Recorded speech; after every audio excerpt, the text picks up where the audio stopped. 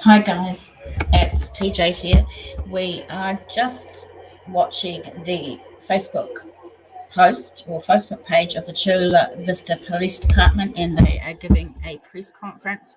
So hopefully we start getting a few people in to watch it.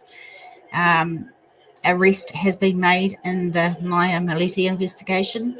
Her husband Larry has been arrested. So we are watching the live press conference very shortly. I don't want to put it full screen. Unfortunately, I don't have the computer capacity for that. It'll all just go to shit. So we're just going to watch it like this, and it should be just a moment here. Welcome if you do come in. If you don't stay, please give us a like. Hello, Zapton, Kaboom. Welcome, good to see you. Hey, Pam Smith. Yes, finally. I've been working, I've been having headaches, but I'm here today, on audio at least. Good to see you guys.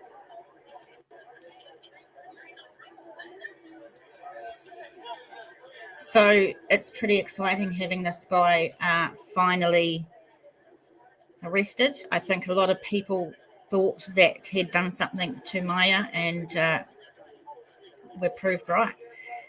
Hello, how's the old head from Pam? Yeah, it's okay today, so that's why I thought I'd jump on. Hey, Mark. Hello from South Texas. Good to see you. So we're just waiting for this live press release to start at the Chula Vista Police Department. So welcome everybody to come in, and we'll have a talk about it when it's finished. If they start on time, I hope so.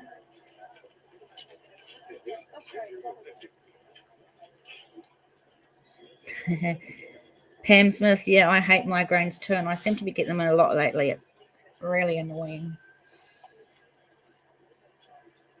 Can you guys hear this page all right?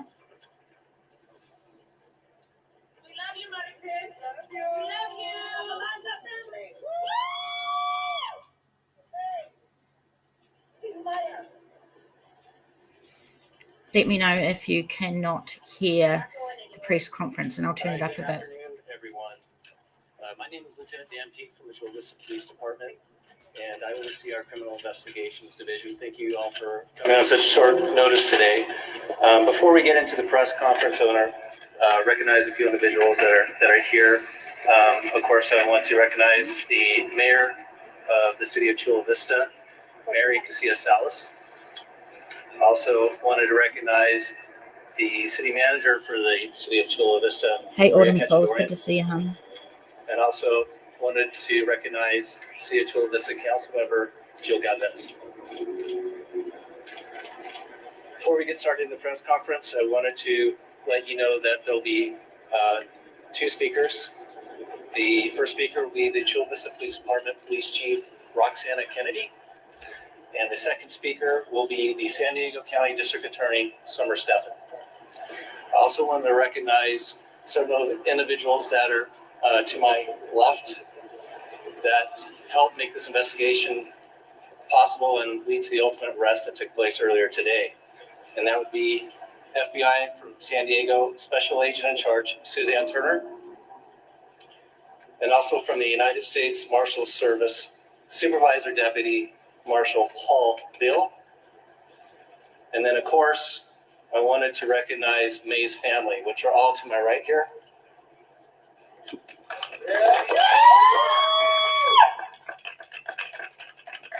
And May's sister, Mary Chris, will be saying a few words today, and she'll be representing May's family. With that, I would like to introduce the Chula Vista Police Chief, Roxana Kennedy. Thank you.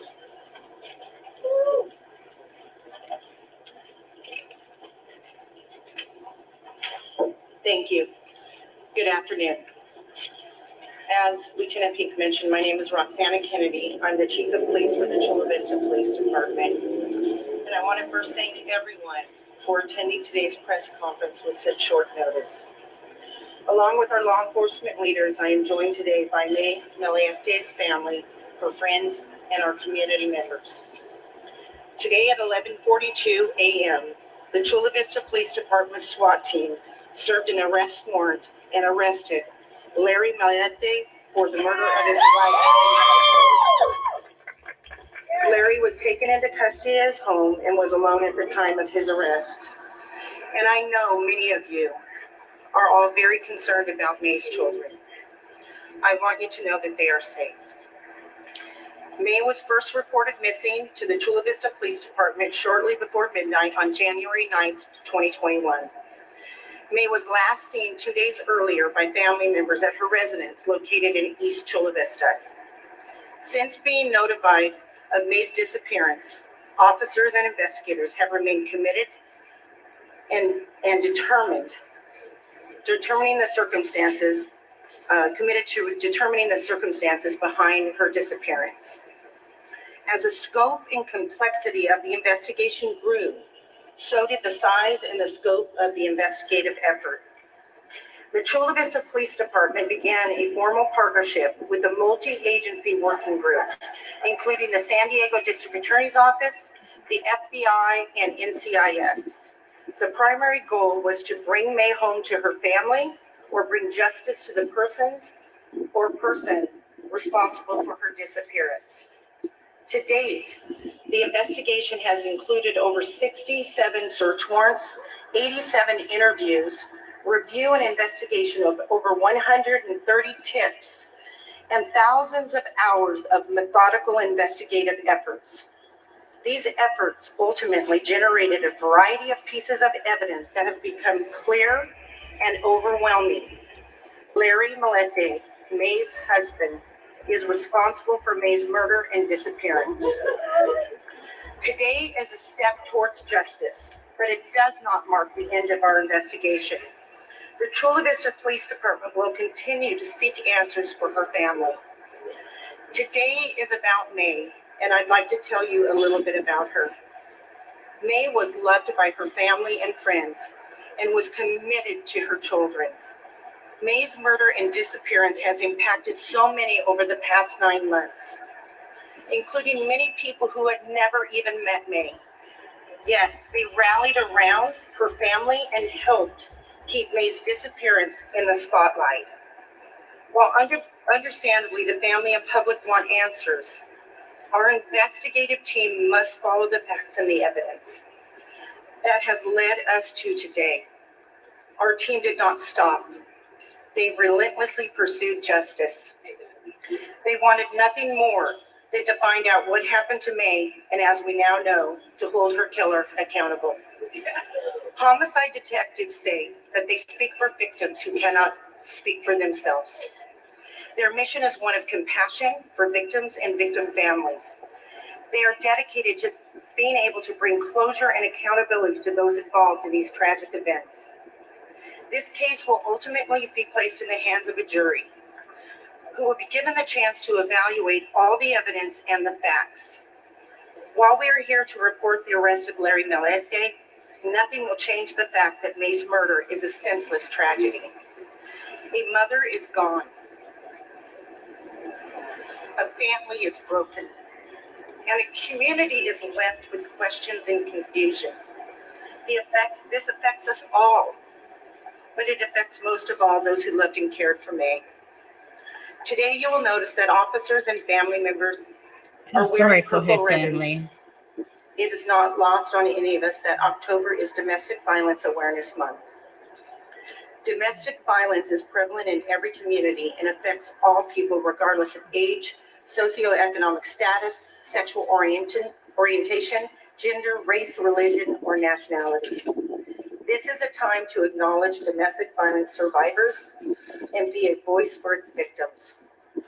I would like to thank my entire team at the Chula Vista Police Department that you'll all see around you, along with our partners, the District Attorney's Office and DA Summer Stefan, FBI San Diego and Special Agent in charge Suzanne Turner, U.S. Marshal San Diego It was Division, good and of her to Supervisor mention Deputy the Marshal Paul Domestic Neal. Violence Month. And unfortunately, they couldn't be here today, but San Diego NCIS and Special Agent in Charge, Josh Flowers. I'd also like to give a special thank you to the Cold Case Foundation, who also helped through this process. Their support of all these partners and their commitment has been invaluable to this case. I would also like to thank the many volunteers and community members who are here today. Thank you. You've been there the whole time to support May's family, and we appreciate it. And to May's family, I want you to know that I pray every day that we find May and we get closer to your family. I'd now like to introduce our district attorney, Summer Stefan. You guys want to keep listening to the rest of it?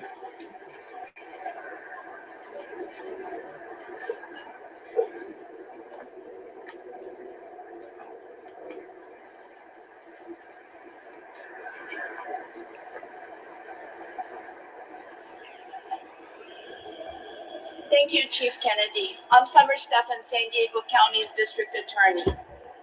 On Monday, October 18th, yesterday, my office filed a criminal case in San Diego County Superior Court charging Larry Millette with the murder of May. More specifically, count 1 alleges that Larry Millette unlawfully killed May on or about January 7th of 2021 in violation of Penal Code Section 187. There's also a second charge of illegal possession of an assault weapon. Following his arrest today, the defendant was booked into jail and is being held without bail. He is scheduled to be arraigned this Thursday at 1:30 in the afternoon at the South Bay Courthouse. Whenever one of our community goes missing, we hope for their safe return. I know that is what May's family wanted. Sometimes missing person cases remain unsolved, but as the evidence unfolded in this case, meticulously and carefully, block by block, it pointed in one direction, that May was murdered. As we make this announcement, I know the hearts of the community are broken, as are the hearts of May's family. I wish we had better news for them. The only thing that we can do in the face of this senseless violence is to bring justice, to work tirelessly to make sure that we cannot bring May back, but that we can bring justice. And that's what it's about. As we make this announcement, understand that there's going to be questions about the fact that May's body is still missing. California law, and similar to across the nation, is very clear that the murder charges, that we can file murder charges despite not having a body. In fact, the law is so crystal clear that we cannot let someone murder someone and gain a benefit by hiding the body in a way that we can't discover it. In fact, there is case law that we will be using in this case that makes it even more clear that a missing body is circumstantial evidence that there was foul play and that it's a murder, because somebody who takes their own life cannot hide their own body. We filed this case based on the evidence that was developed during an extensive 9-month investigation. Chief Kennedy and her team left no stone unturned. I am so proud to work with Chula Vista Police Department and its brave members that put everything on the line to help bring May home, and in the absence of that, to find who killed her. When Chief Kennedy called on my office to assist, the answer was a resounding yes. I assembled an elite team that includes a homicide prosecutor, a district attorney investigator, a cold case homicide investigator, and a crime intelligence analyst, to name a few. We had one goal in mind. We worked hand in hand with Chula Vista Police Department, to turn over every stone to solve this case. I have to pause and thank the DA team that are here with me today, the essential team that devoted themselves to this case and will continue this fight for justice going forward in the courtroom of law. Our homicide prosecutor, Christy Bowles, back here, lead district attorney investigator James Rhodes, and All right, guys, I'll leave it at that. You can see if you go to facebook.com, Chula Vista PD, you can actually go and read the rest of that. But wow, that's so awesome. I'm so glad that happened.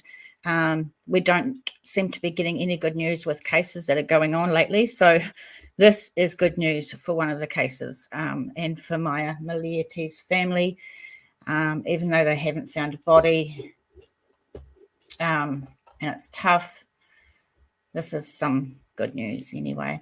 So I just found this article about the case, and this is tnews.com. Larry Millette, the husband of missing Chula Vista mother of three, Maya Millette, was arrested for the murder of his wife, police announced on Tuesday.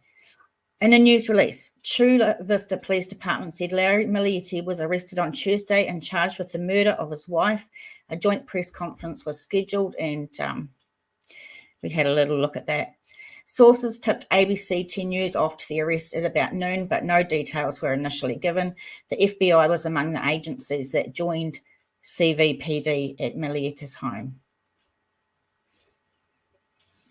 Maya was last seen in the South Bay on January the 7th, according to police. Over the course of their investigation, CVPD have said they have interviewed 87 people regarding Maya's case, written 66 search warrants, and reviewed more than 128 tips about Maya's possible location or reason for her disappearance.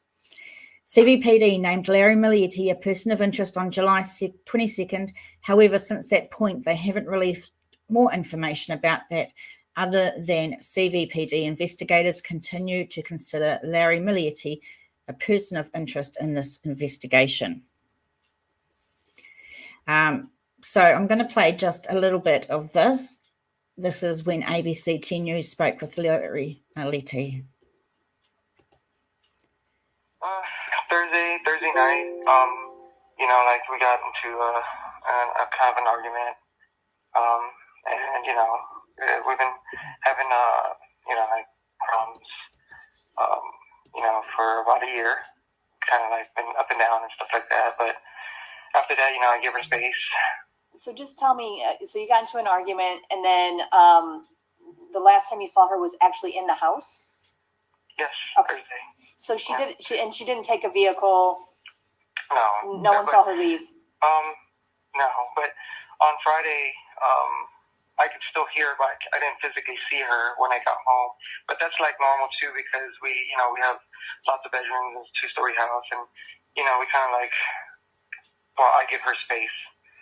So, but that's why every time someone says Thursday, yes, it's physically, or visually see her, but for me, it's Friday night. I'm going to put the link to this in the chat. So if you actually want to look into or listen to more of that, you can.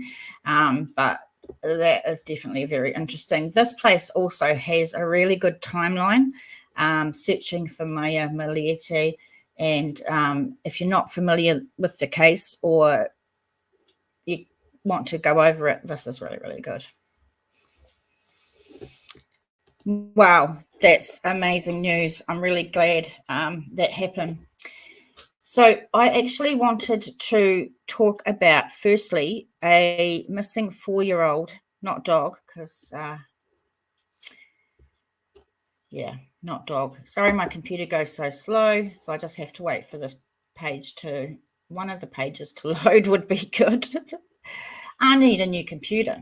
So this 4-year-old Cleo Smith has gone missing over in Australia. They were out camping, and when they woke up in the morning, their 4-year-old Cleo has gone missing. So we're going to hopefully very shortly look into some of the details of this, and it's really quite sad as well. So this is the nzherald.co.nz that's hoping to load. And yeah, welcome to you guys that are in here. I love having a small team. All right, homicide team joins hunt for Australian 4-year-old girl Cleo Smith missing from Western Australia campsite. Okay, this is very, very sad. Homicide squad and major crime detectives have joined the search for a young girl who vanished from a campsite in Western Australia's north amid ongoing fears she may have been abducted. Hey, well, or why? Will, why? Yeah, I know, I need a computer too. You're right, Autumn, anytime a child goes missing, it's tragic. So 4-year-old Cleo was staying in a tent with her family at the Blowholes campground in McLeod near Carnarvon when she was reported missing on Saturday morning. Police said Cleo's family woke to find her gone about 6 a.m., having last seen her inside the tent about 1:30 a.m. on Saturday. Police, or Inspector John Monday, said police were not ruling out the possibility that Cleo had been abducted, and he was asked about the theory again on Monday. He said, "We are not ruling that out. We are not going to get blanketed or sort of assume that something has happened. At this point in time, unfortunately, everything is still on the table." He refused to comment about reports. A car was heard skidding in the area about 3 a.m. on the morning she vanished. Would you just look at this little face? Just absolutely pretty as. And these are actually the pajamas that she was wearing, a pink and purple one-piece sleep suit. The policeman said he also would not comment on other investigative aspects, such as items that may or may not have been recovered. "I can't comment on the specifics of what we have uncovered," he said. "We're going to leave no stone unturned until we have some answers." Rain is expected on Tuesday, which could hinder aspects of the search, but Monday said authorities had made plans to keep searching for at least another 48 hours. Asked how the family was holding up, Monday said they were doing okay. But, I mean, is the family doing okay when their baby's missing? Yeah, I don't think they're probably doing that well. This is very, very sad. Autumn says she looks young for her age to me. 4, I can't remember when my kids were 4, but she's gorgeous. He said it's a terrible time for the family, but they're going okay. They're very well supported by their family and the Carnarvon community. They're still in the area. They're finding it hard to know what to do, which is understandable. We're supporting them as best we can in that regard. Cleo's mother, Ellie, said previously posted on social media, urging anyone who might have seen her sparkling daughter to call police. The girl was last seen wearing a pink/purple one-piece suit with a blue and yellow pattern. An extensive land, air, and sea search has so far found no trace of Cleo, with crews scouring an area up to about 5.2 kilometres from Cleo's last known location. And also, I have seen in other articles that her sleeping bag is missing too. So she went missing in the sleeping bag. Police on Monday were also searching shacks along the coastline at the campsite. A Gofundme page has been set up by a local man, Bill Kent, to help Cleo's family in the search efforts so far, raising more than $24,000. When I finish this, I will go look for that GoFundMe, and I'll put it in like the description box below if you want to help with that. Kent urged people to skip their coffees or dinners out and instead donate that money to help with the search for Cleo. A well-respected family of our community has had a very traumatic experience with the difference of their eldest child, Kent wrote. What is that? Can I say that again? A well-respected family of our community has had a very traumatic experience with the disappearance of their eldest child. The land, sea, and air search has been extensive, with everybody involved putting in an amazing effort to help locate Cleo. So it seems they're pulling out all the stops. 2 private local companies, Coral Coast Helicopter Services and Double R are also providing assistance. The effort these two small local companies put into the search is amazing, with Justin cancelling a paid tour and bringing his larger helicopter up for a full-scale search involving 3 people in the chopper for the whole day, Kent said. So it sounds like these locals are helping out as much as they can as well. Richard from Double R also made an amazing effort to get up here and help. Christine Adcock from Coral Coast Helicopter Services told NCA Newswire the team was keen to help with the search and had been working with authorities. It is understood expert trackers have also joined the search, which has already involved state emergency service personnel, rangers, an AMSA jet, and Australian Defence Force drones. Wow. I mean, if all of these things and all these companies and all these, the Defence Force and the state emergency services, I mean, if they've got so many people looking for this little girl, and it's been a few days, and they haven't found, well, they're not telling us if they've found anything. Deputy Premier Roger Cook acknowledged the heartache and absolute agony the girl's family was experiencing. We can't understand the immeasurable pain the family is going through at the moment, and I think all West Australians' hearts go out to them, he told reporters. And on behalf of New Zealand Mysteries, all our hearts go out to them as well. Kimberly, welcome, hon. Hey, New Zealand Mysteries, in the middle of cooking dinner. Hope to join you all in a few if you're still on here. I think we'll be on here for a while, Kimberly, because we've got a couple of cases to go through. There's little updates about quite a few things. So as long as people want to listen to me, then I'll stay on for a while. So from the WA, Western Australia Police Force, they say the search for missing 4-year-old Cleo will continue today. Cleo was last seen around 1:30 a.m. on the Saturday, 16th of October at the Blowholes campsite in McLeod. Anyone with information is asked to contact police immediately and provide reference number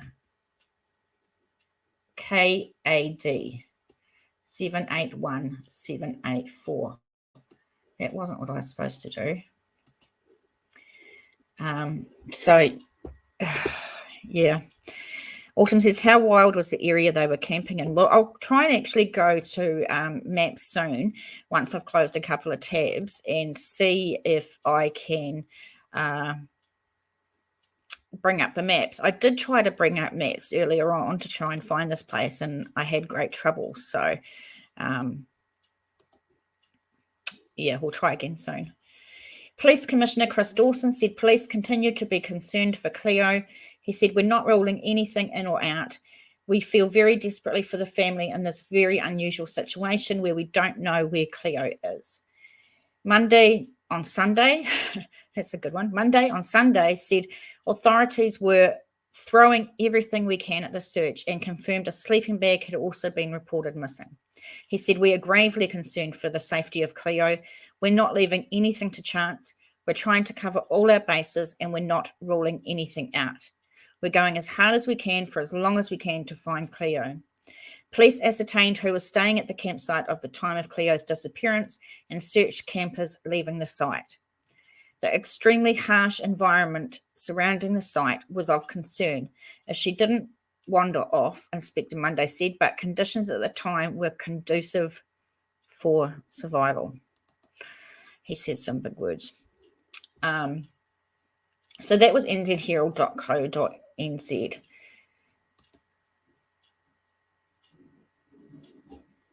So I tried to look up, like I said, I did try to look up the map, but I will have another look soon. I want to just go through another article first. That way I can shut it down and the map might actually work better, and then we can take a look at the terrain and where they were. But this is abc.net.au, and this is Cleo Smith's mother has no idea what happened to 4-year-old missing from Carnarvon Blowholes. So we're going to listen to these guys for a minute, and our heart goes out to them.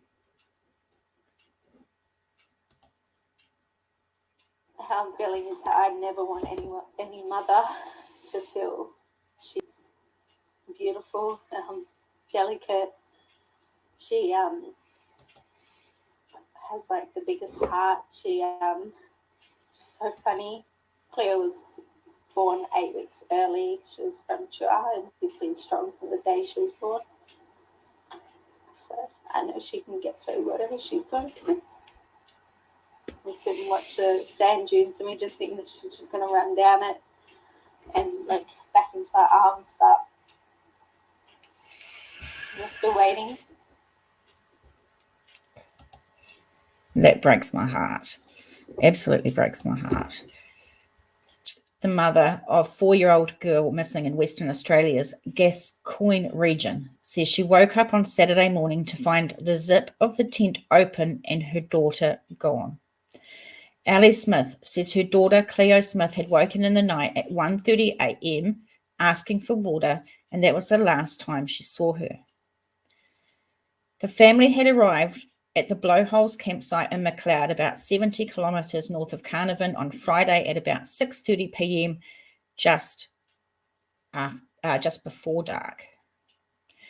Autumn Fall says, if I've got the right link up, Blowholes campsite area is beautiful. Can you put it into chat so I can have a look at it, see if my computer will have a look?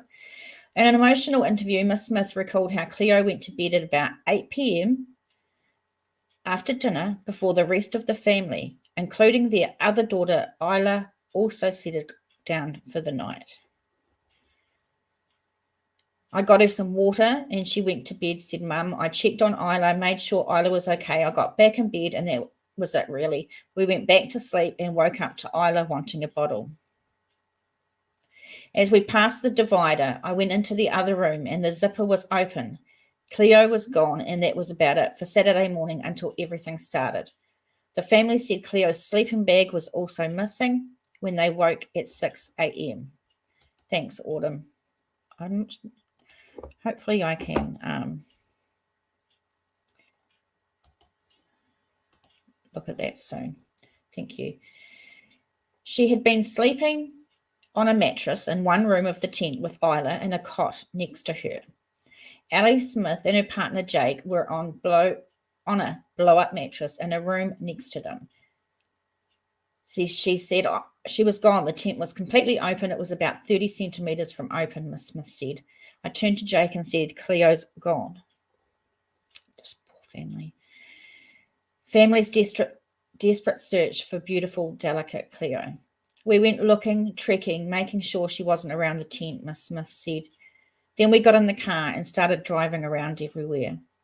We grew up here. We literally grew up 100 metres from where we stayed at the same age, so we just looked everywhere that we went as kids and we couldn't find her. We realised we had to call the cops because she wasn't here. Smith described what she was thinking at the time. She said, where is she? She needs breakfast. What is she doing? Everything's going through my head, she said. And I guess unless you've been in this position, we couldn't imagine what this mum's thinking or what she's going through with her baby missing. I couldn't even imagine. You know, we've been talking a lot about Gabby Petito and, you know, her case, and it's a tragic case. It's sad, but this is a baby, you know, this is a little baby. Miss Smith described her daughter as beautiful and delicate. She said she has the biggest heart. She is just so funny. She loves rocks. She collects rocks. She loves makeup and dressing up every day. She wants to wear a princess dress. That's so beautiful. She's beautiful, so sweet. She's everything you'd want in a little girl to grow up. Smith and Glidden want anyone with information or who saw anything to contact police. Oh, okay. I did make a banner. So this going across the bottom of the screen is who you would contact if you had any information about this young baby. It doesn't matter if it's small or big or if you're sure or not, we want our little girl home. Someone knows where Cleo is. She said Cleo was not the sort of child to wander off on her own and did not even leave her side when they walked to the shops. She's lazy when it comes to walking. She won't ride her bike very far. All she wants to do is go in the bottom of our pram, she said. She would never leave us. She would never leave the tent. And Sapton says, how far away from the water? Well, just going to finish this article and we'll see if we can do some looking onto the maps and see if we can find out some more. When she left, she was wearing a jumpsuit. She can't go to the toilet without my help unzipping it. She would come and get me just like she did for her water. Smith said she believed someone knew where Cleo was. She said someone has to. It's been 4 days. They have to know. We hold hope that she's here because I think about her being taken and it's pretty, a million other things cross our mind. Couldn't even imagine. Days of searching for Cleo, horrendous. So Mum says, we haven't really slept. We've had so much family help us and support us. Everyone asks us what we need, and all we need is our little girl home. When asked what she thought had happened to her daughter, Smith said she did not know. She said, no idea. There's probably a million things that I've thought of and everyone else. And as everyone tells us, they are searching every angle and we probably have thought of, she said.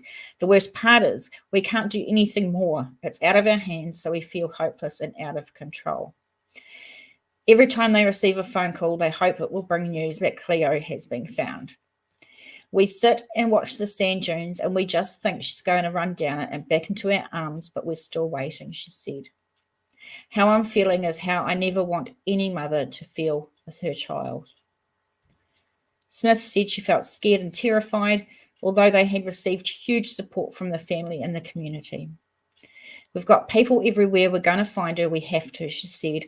Miss Smith works in Carnarvon at a beauty salon and Glidden works for mining company Rio Tinto. Cleo, who attends St Mary's Star of the Sea Catholic School in Carnarvon, was strong from the day she was born. Mum said, I know she can get through whatever she's going through. She'd be terrified. She'd be so scared. Okay, we'll stop there, but let's try and look and see if we can find out a bit more of whereabouts they're talking about.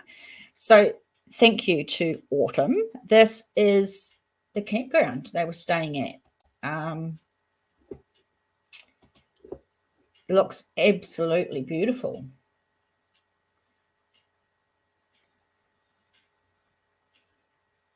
I'm not quite sure when we were looking.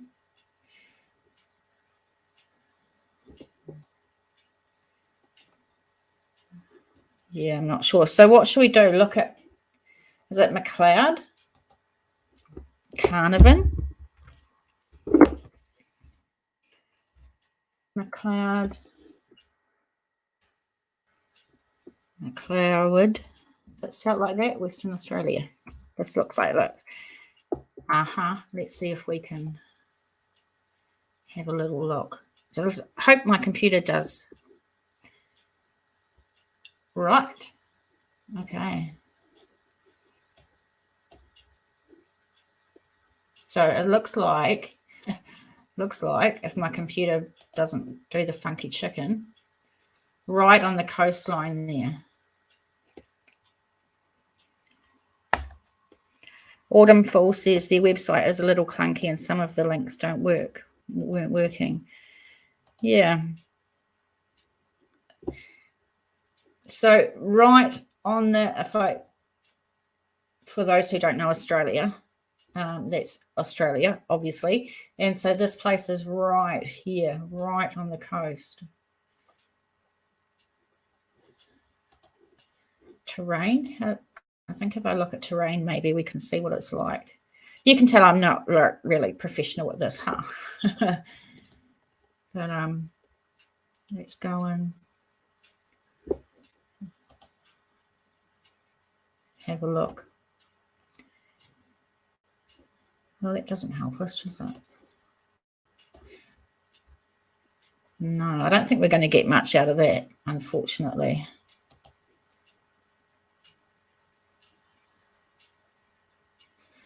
Very, very sad. Very sad. 4 days so far it's been since this little girl has been missing. Very, very sad. When you look at this campsite, and you see the pictures. It looks absolutely beautiful. We're not going to be able to probably find out exactly where they were, but here's a load of shit. Autumn Falls, what I wish we knew is how isolated the campsites were. I know, but I can't find it on here. Do you think, is there anywhere you want me to go, guys, that you can see that maybe I can zoom in or have a look? The Blowholes campground is located, oh, here we are, 75 kilometres north of Carnarvon.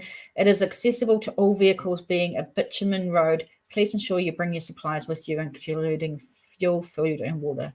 There are no facilities or shops nearby. But that map really isn't loading, is it? Autumn Falls, you're doing some work too. Thank you, because I'm not getting anywhere. I don't know why this map won't load. It's just a pain in the ass, really.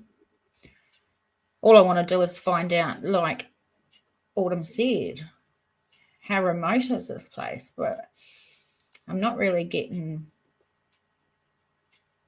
much. I suppose if you look at here in this picture, you can definitely see that it's quite remote there. I mean, we can't see anything, any towns or shops or anything like that. Well, that's not giving us shit.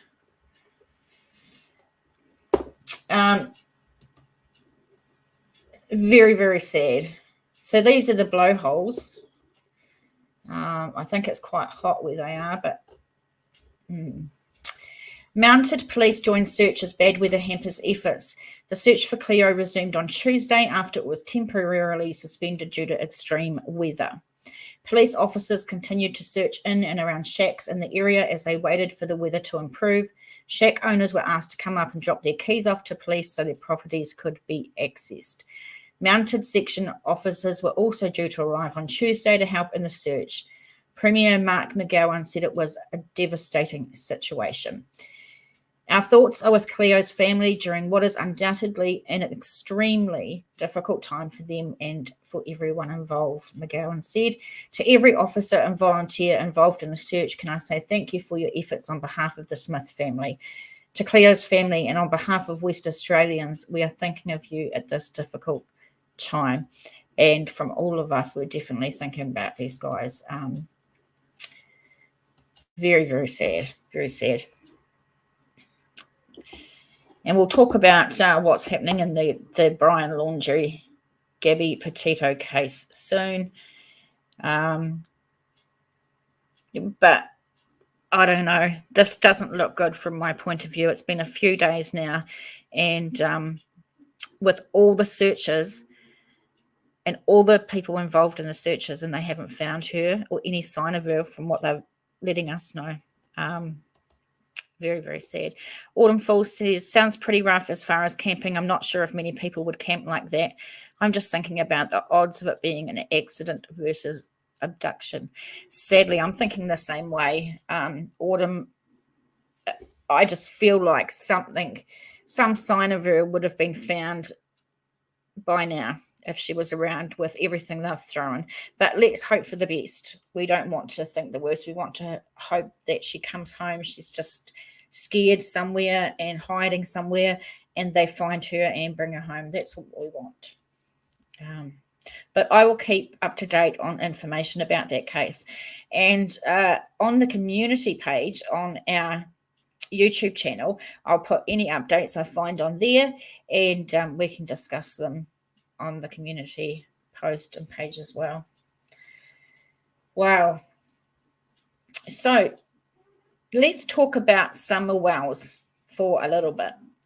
And if you know me, you know I don't like to talk about this case a hell of a lot because there's so much drama surrounding it. It takes away the focus, which is on finding Summer. And this case has caused some horrible drama on YouTube that just shouldn't be happening. It's turned creators against each other. It's divided people on Facebook. YouTube. And when everyone should be getting together to do the right thing by this kid, it seems it's just turned into a effing circus, to be honest. It's really, really sad.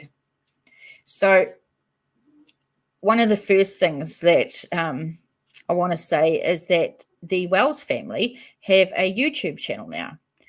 It is called, I think it's called the Wells family. I'm going to have a quick look and see if I can find it.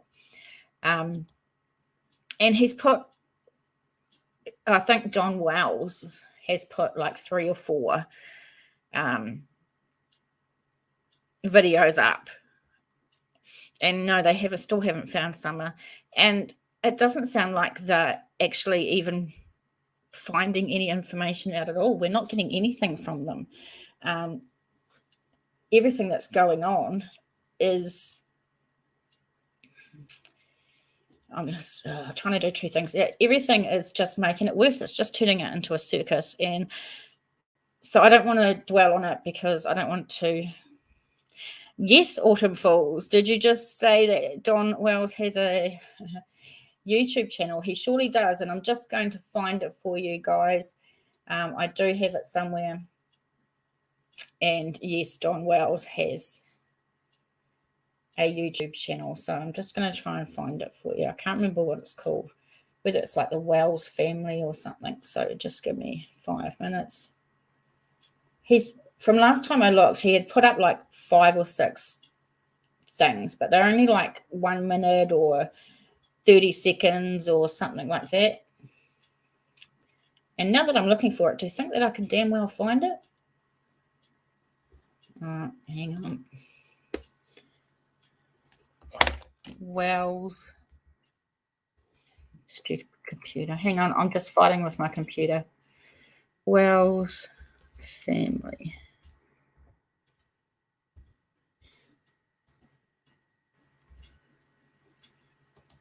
See if anything comes up. It's got to be pretty aha. Oh no. Yes, I found it. I think. No, that's not it.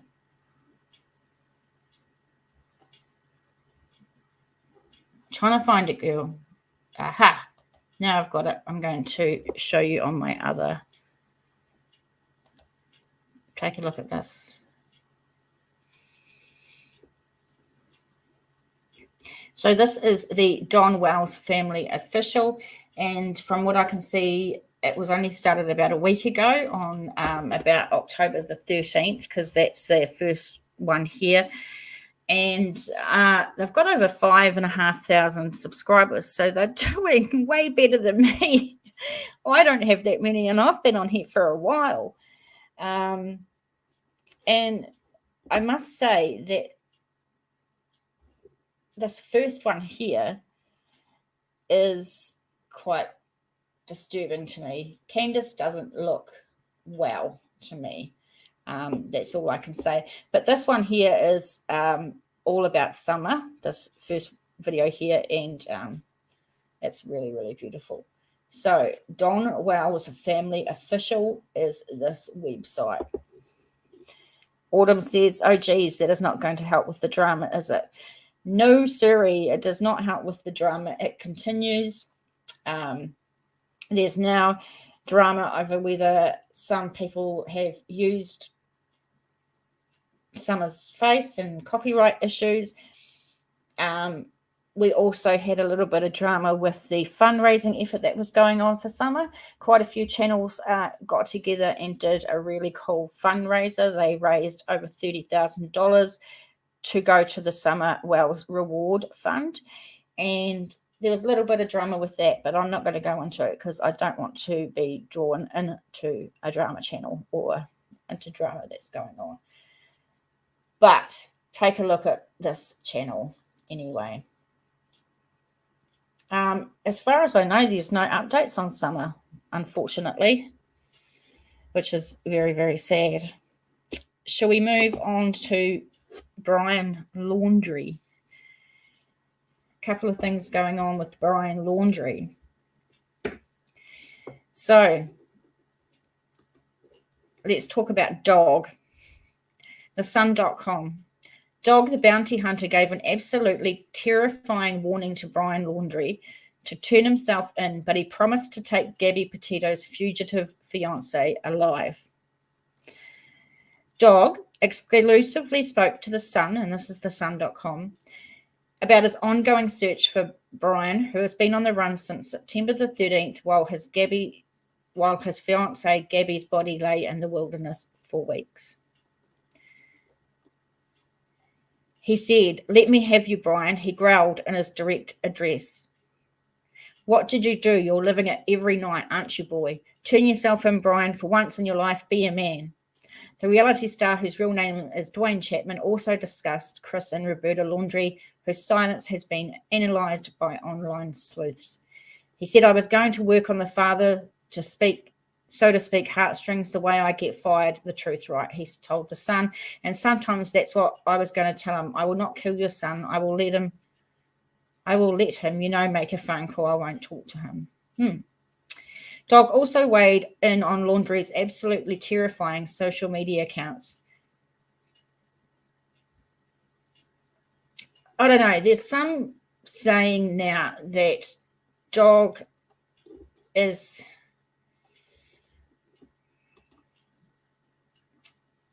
ruining it and not exactly making it easy for the investigators, and they're not interested in having him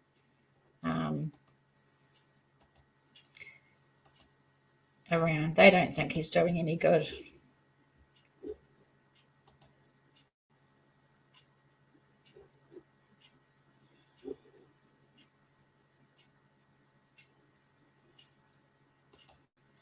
Let's see if we can look at this. If you suffer from diabetes type 2 or pre-diabetes, we just have to watch the ad. Oh my God, it's 1 minute 43. How the hell do you get out of the ad? Top doctor from Arizona has discovered the real root cause of high blood sugar, and it has nothing. Let's check this out.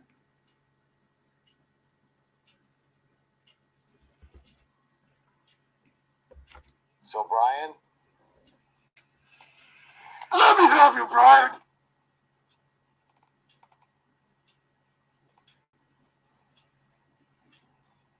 What did you do? You're living it every night, aren't you, boy? Turn yourself in, Brian. Once in your life, be a man.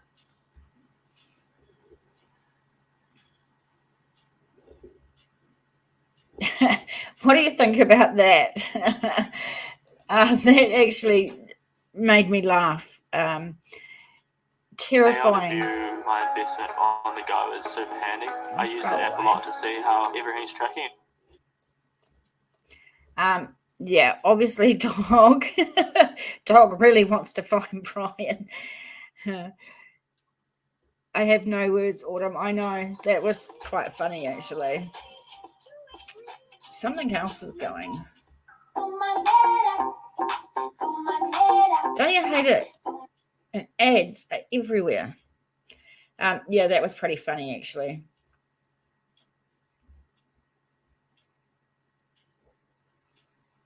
He wants Brian found. That's for sure.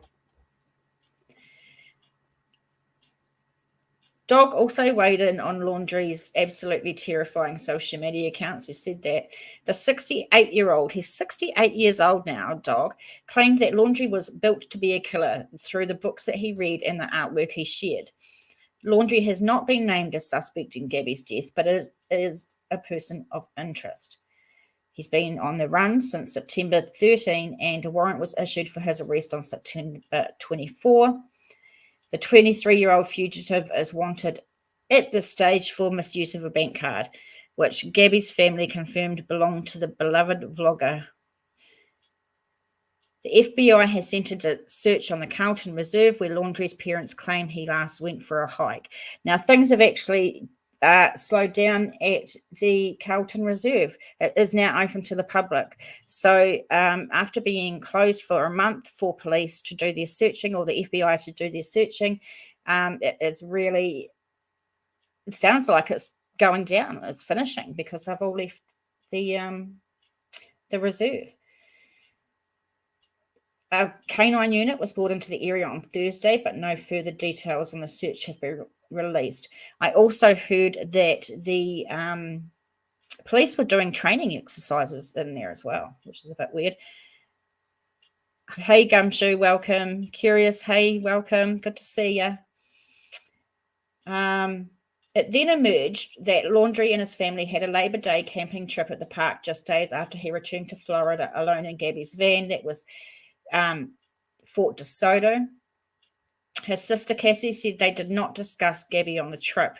Well, we know that they had to have discussed Gabby on the trip because it's absolutely fucking stupid to think that he came home with Gabby's van with no Gabby, and then they decided to go camping and take Cassie and the kids, but nothing was mentioned about Gabby being missing. That doesn't make sense to me. Surely they would have said, oh, what happened to Gabby, you know?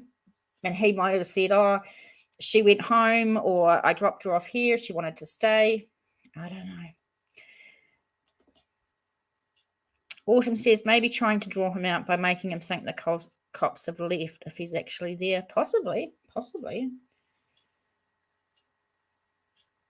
Dog revealed that he had carried out a deep dive into Laundrie's online presence in order to build a profile to hunt him, and claimed what he found was terrifying. He said, back when I started, there was no Facebook and there was no internet, and you couldn't go back into the personality of the person.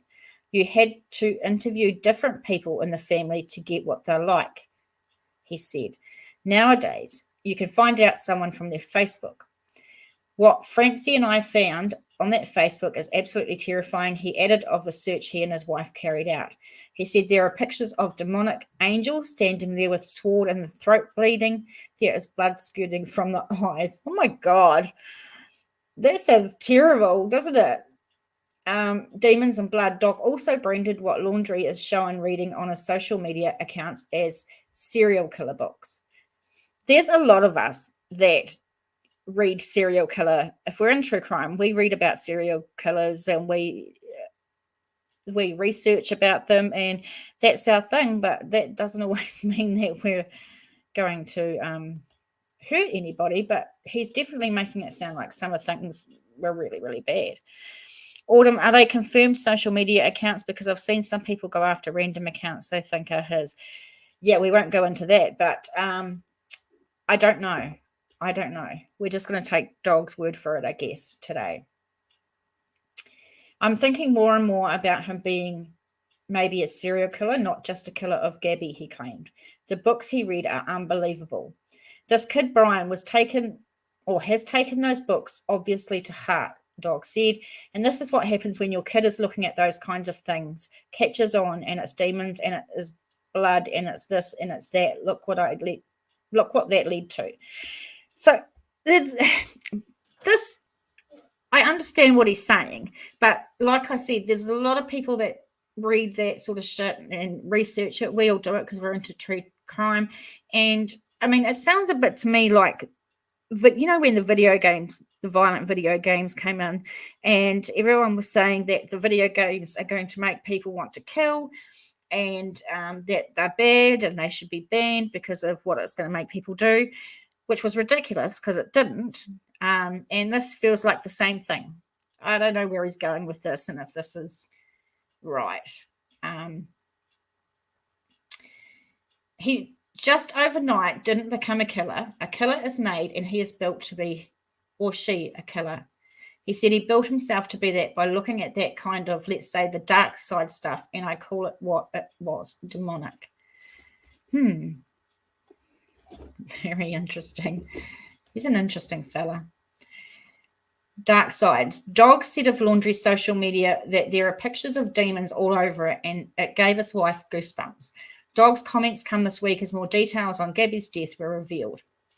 We know that Dr. Brent Blue of the Trent County Coroner's Office said that she was killed by manual strangulation or throttling, determined by the injuries found around her neck during an autopsy.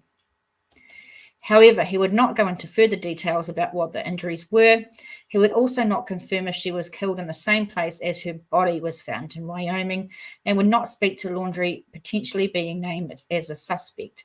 I wonder how he knows all this, because this is not information that's been given to the public, where, like, if her body was found where she was killed and that. So are the FBI telling him this information? Is that where he's getting it?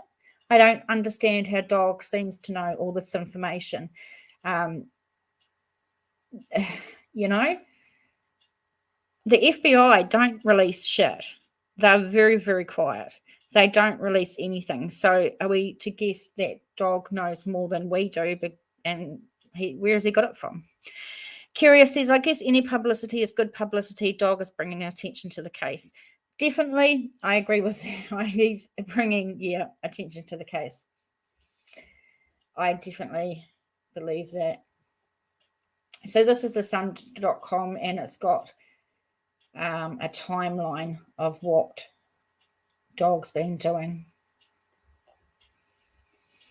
Very interesting. Hi, everyone. I'm late. Just been watching the Millette conference. Nice to have some good news once. Annie, welcome. Yes, we did watch some of that at the beginning. And,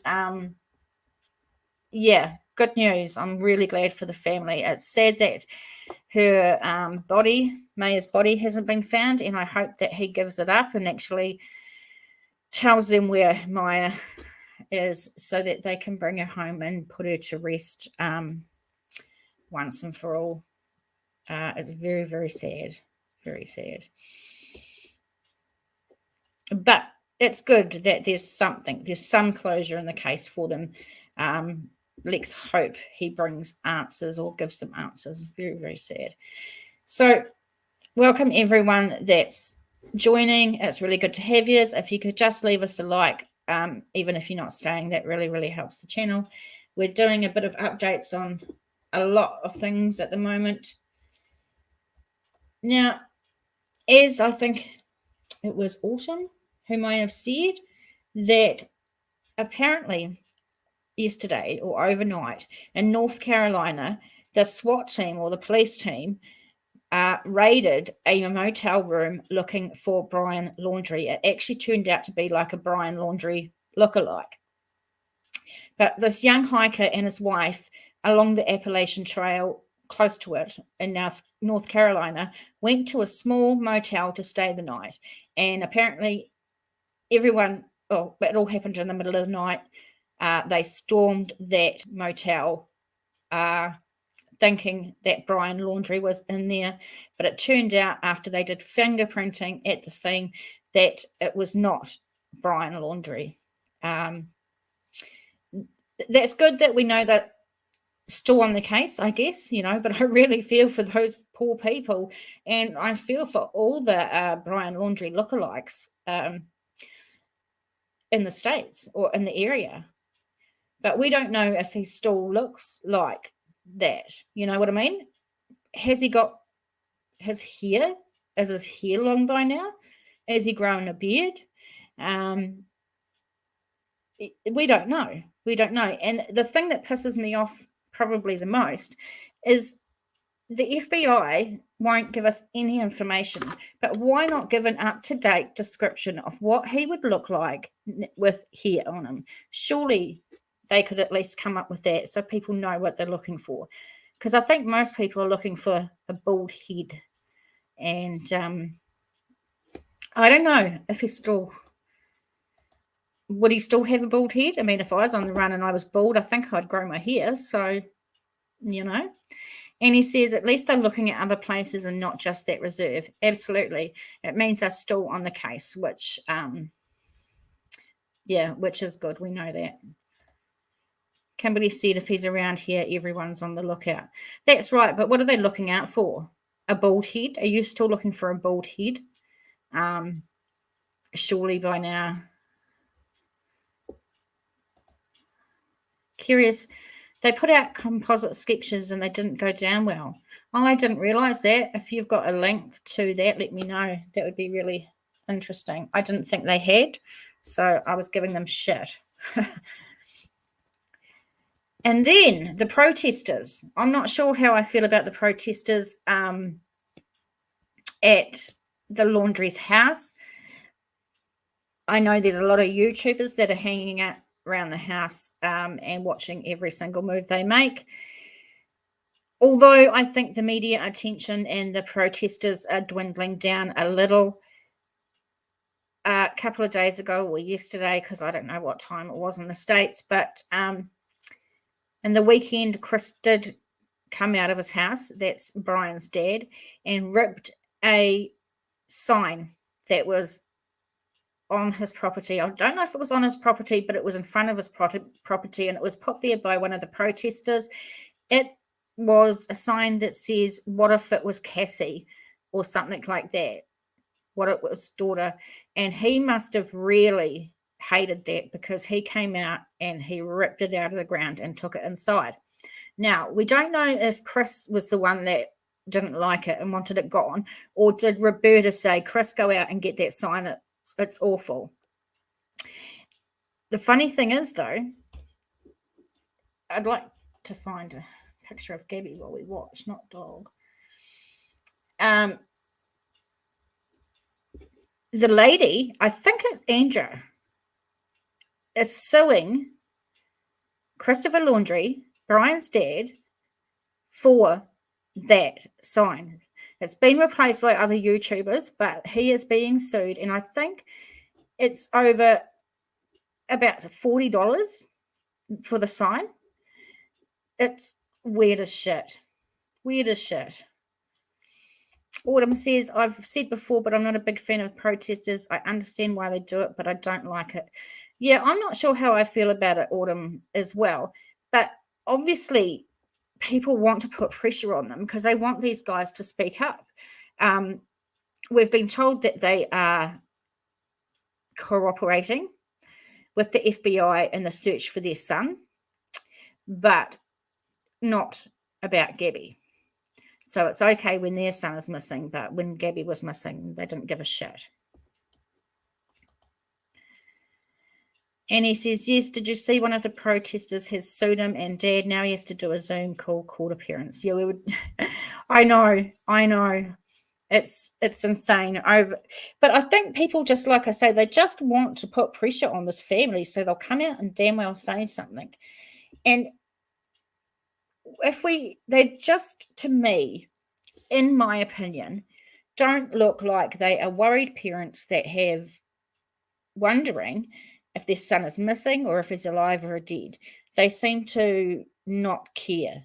They present as people that don't seem to care that their son is missing.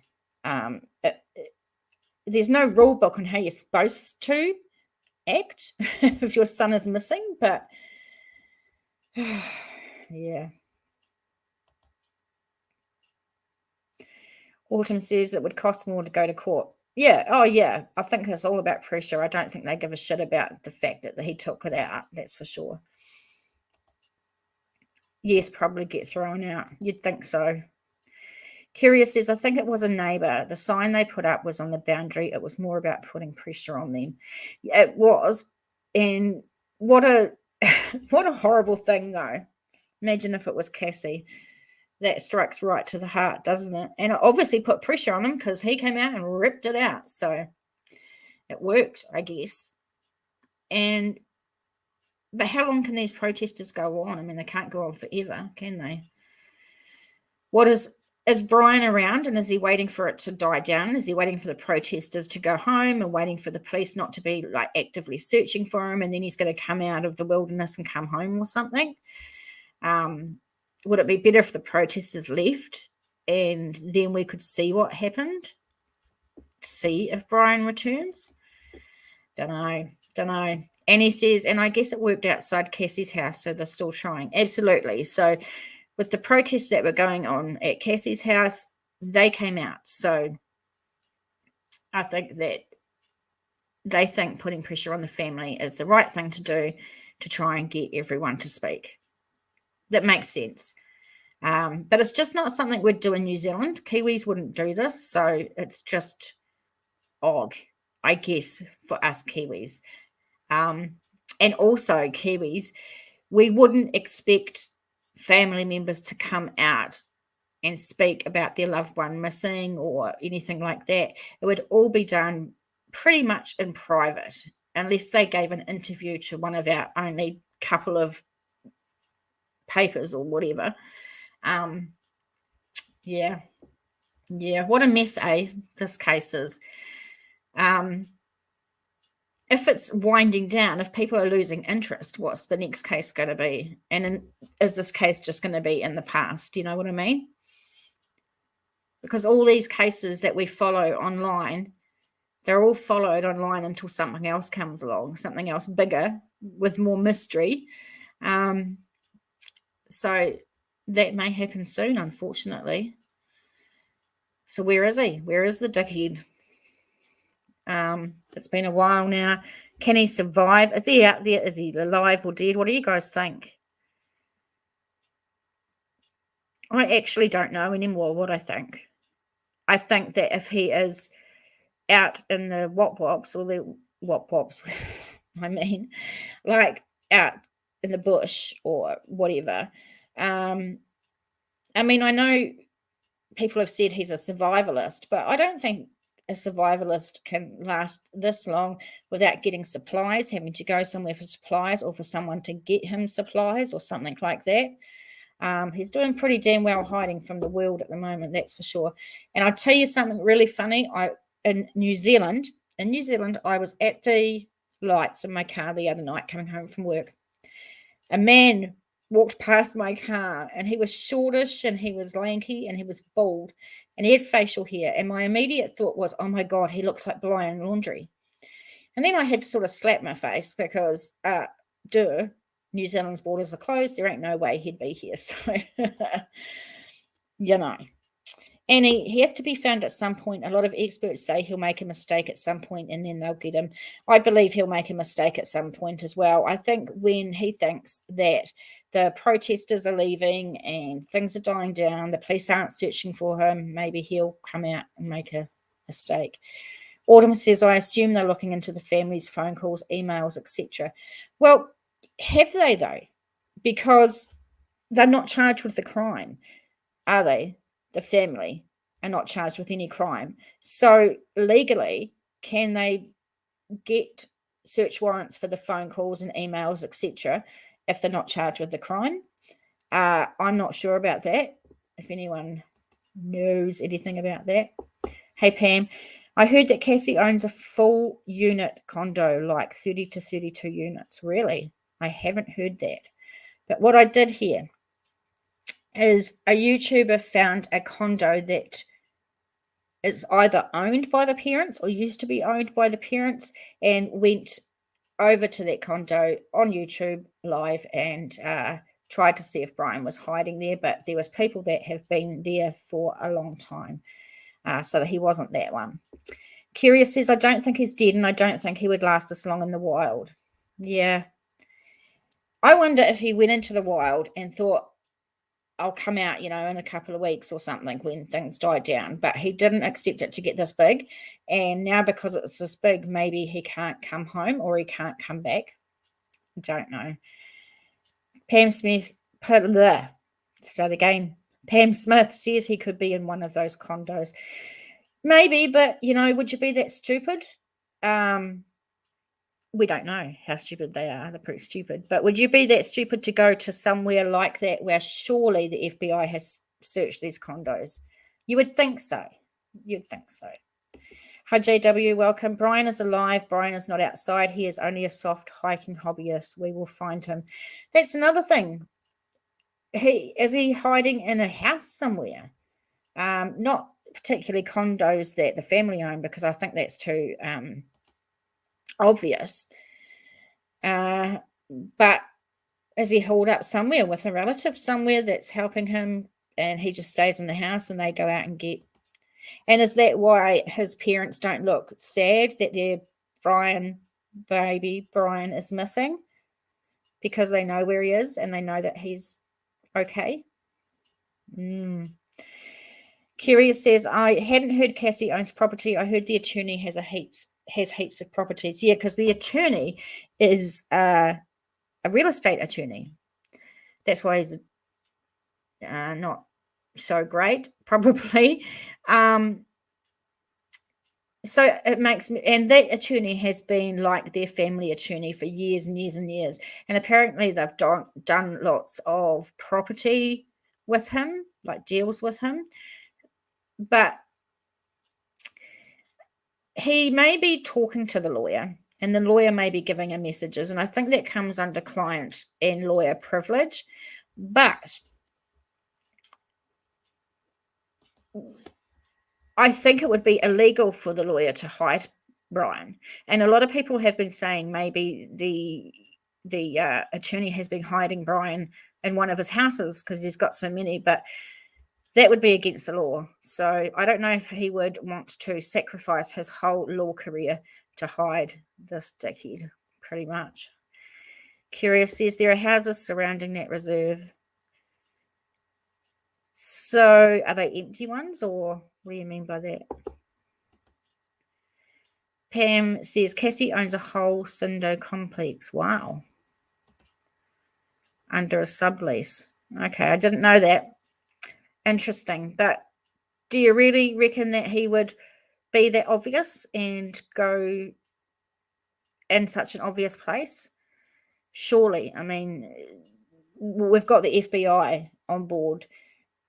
They would have checked that out. You'd think so. Anyway, even though we haven't heard much about it. Surely. Curious says some people own holiday homes that they only use once a year and don't rent out. I think he's broken into an empty house. Hey, could be. But surely the FBI has checked that shit out. I mean, they've got to have. You bloody hope so anyway, being the FBI. But we just don't know. And it pisses me the hell off, I tell you.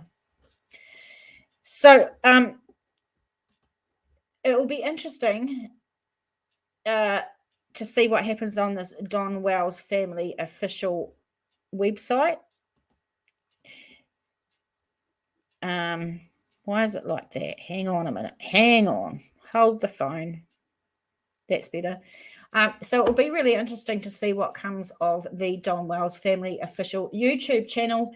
Very, very interesting. I don't want to get done for copyright, so I'm not going to look at them, which I already have, as you can see.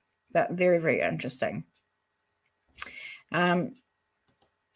Curious says it's driving me cray-cray too. It is. All right. Shall we move on a little bit? Last time I was on, we talked about a couple of people missing in America, and we wanted to see if we could find out any information about them. Now, one of them was Najib Monsef, and I hope that I have seen this. Hey, Julie, welcome. No, don't do that, you shit. Oh, yeah. Why is it gone? So, actually, that was good timing because Julie sent me this link of this guy, and I thought maybe we could go over his case and see what happened and just give him some attention. Okay, let me get a drink first.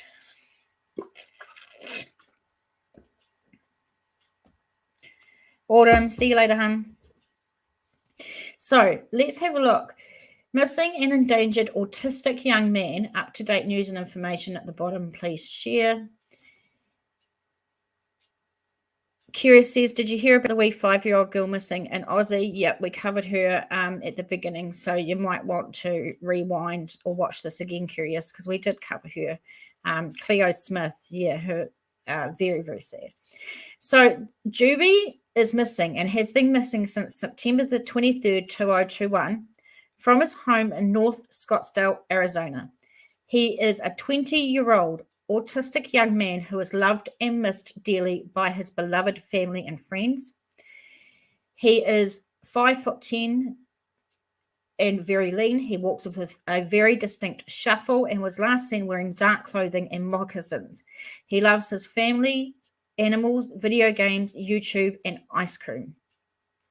He often pulls his shirt up over his nose. There have been no confirmed sightings, and he left his phone at home. If you live anywhere in Arizona or any of the surrounding states, please consider printing the first photo and taping it to your car. We also need you to share the story with your friends, followers, and national media outlets on all social media channels. Please share this post or create your own. So they're really wanting to get this information out there about this guy. Very sad being autistic too. Yeah, very, very sad. But thank you, Julie, for sending me that. I hope we have good news that comes from that, because we need some good news. Julie, how have you been? What have you been up to?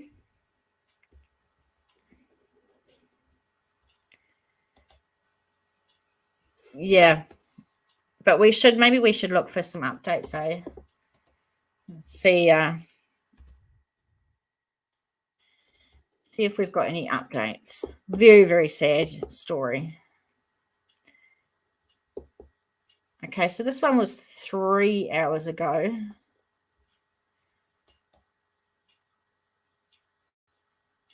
Let's have a look. There's a couple of news stories. Maybe we'll have a look.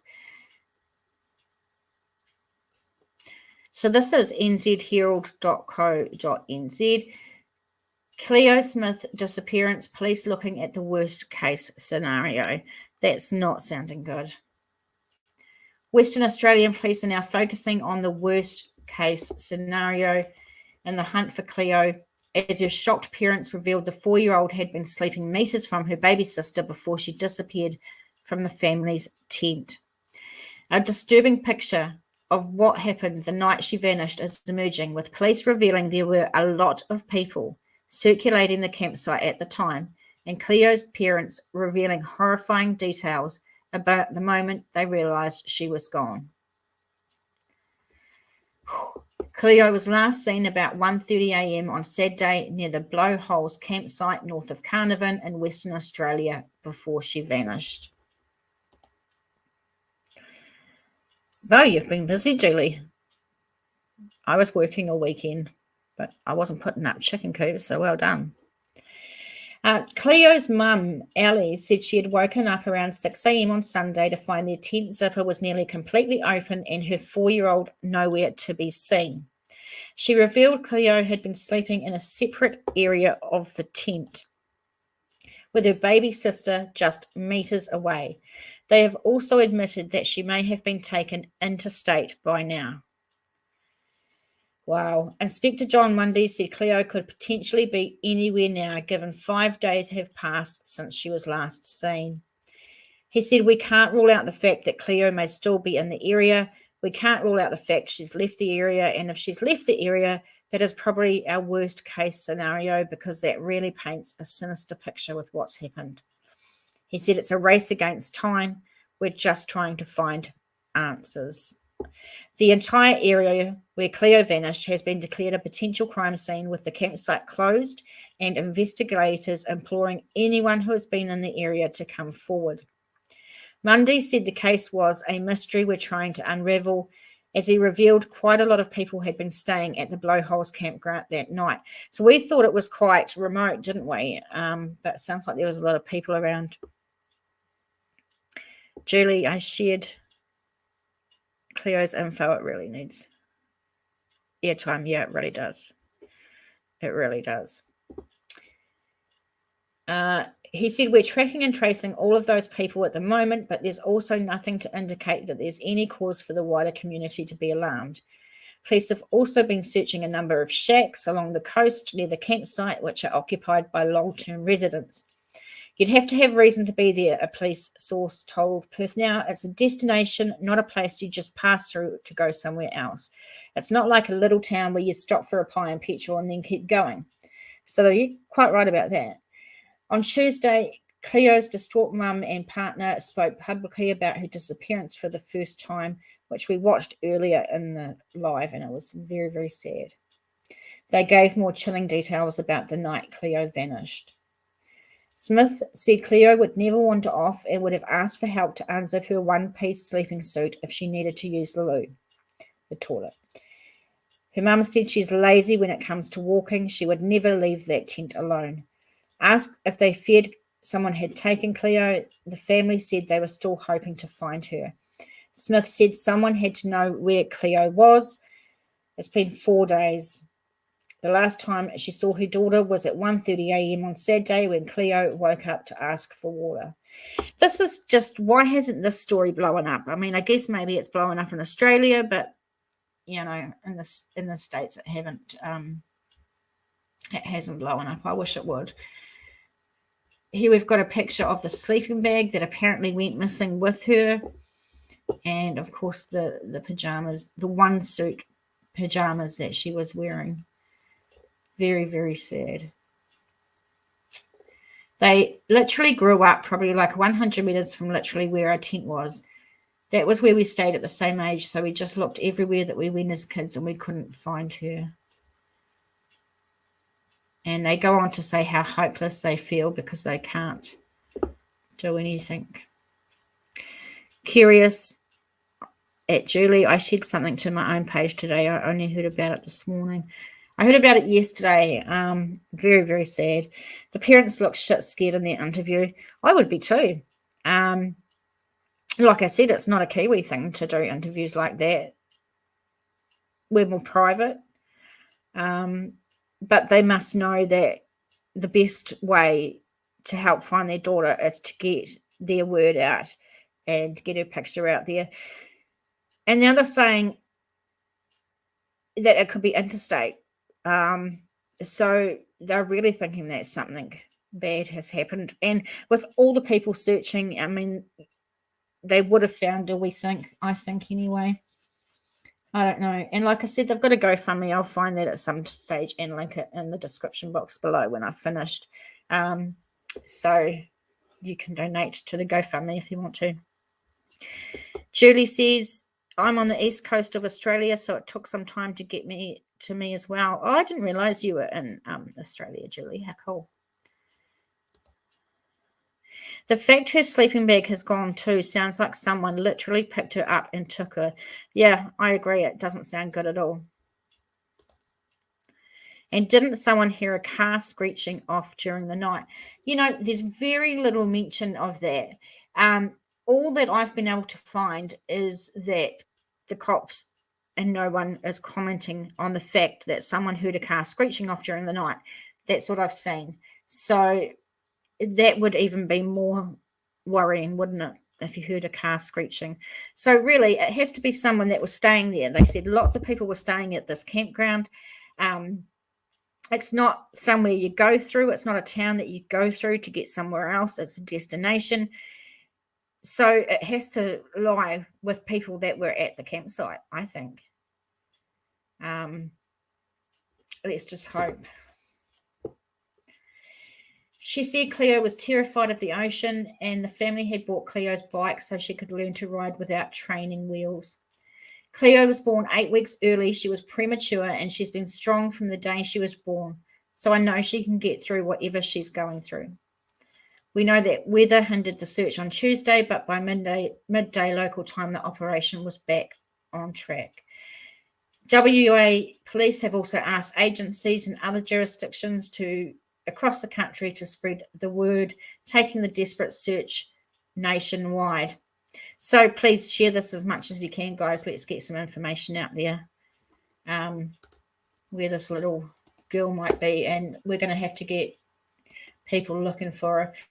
Okay, so I found the GoFundMe. Wow. They had a $5,000 goal, and they've reached $53,823. I will put the description in the chat, so if you feel so inclined, you can go here. It says, hi guys, as most of you are aware, a well-respected family in our community has had a very traumatic experience, the disappearance of their eldest child this morning, Cleo. The The land, sea and air search has been extensive, with everybody involved putting in amazing effort to help locate Cleo. From Sea Rescue to SES and 2 private local companies doing the air side of the search, Coral Coast Helicopter Services and R Helicopters. The effort these 2 small local companies put into the search is amazing, with Justin cancelling a paid tour and bringing his larger helicopter up for a full-scale search involving 3 people in the chopper for the whole day. Richard from R has also made an amazing effort to get up here and help. If we could all skip our coffees tomorrow or their night out and donate to this cause to help support these small local businesses for their efforts into the search and to help support the family to keep the search going to bring Cleo home. Okay, and I'll read this update. First of all, thanks every single one of you for your kindness in these tough times. I cannot express enough how much it means to all involved in the search for Cleo, with the helicopters covering a significant area with over 70 hours in the air over the last 4 days. The amount of assets used in the search for Cleo has been extensive, making sure that every aspect of the search for Cleo is covered. I have received an abundance of messages with people offering to volunteer their time to this cause, which is very much appreciated. I'm also sorry if I have not got back to you yet. I would like to ask everyone in these hard times to please be respectful, considerate, and give all involved space. He says, I will not be passing on any messages from media to the parents of Cleo. It is a hard time for them, so please be considerate and do not message regarding this. He said, I will not be talking to anyone who is wanting to talk regarding this fundraiser or Cleo. I am not in a situation to do so, and all we want is for Cleo to be home. So there's information there if you have any information, and if you think about it and you want to donate, head over to Let Gofundme. And he says, so many campground murders going on, horror movie stuff. It is. That's the reason I don't camp, and that's in New Zealand. I'm too scared to camp here. I could not imagine camping in Australia, and I cannot imagine camping in America. Do they think it's a serial killer? A serial killer for this case, for Cleo? Is that what you mean? I think this was opportunist, and sadly I think it was someone that was at the campground and maybe seen the family, seen Isla and Cleo going to bed, and took an opportunity in the middle of the night, sadly. Yeah, very, very sad. I was just wondering if we could see that video again. I don't know, because it really cracked me up. I don't know how to, maybe if I refresh the page.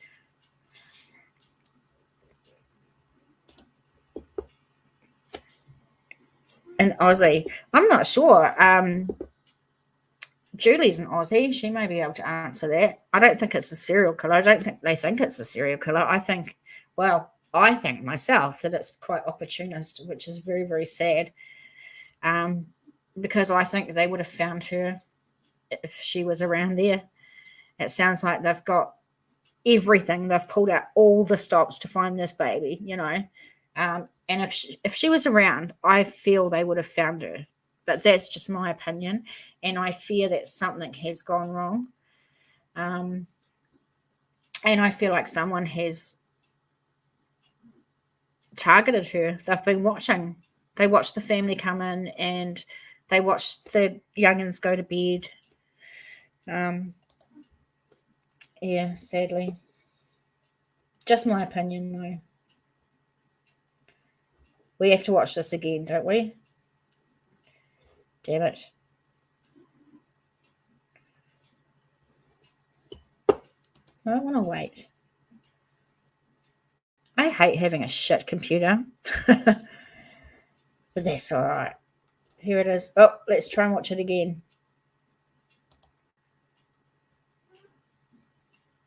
because I think this is funny as shit.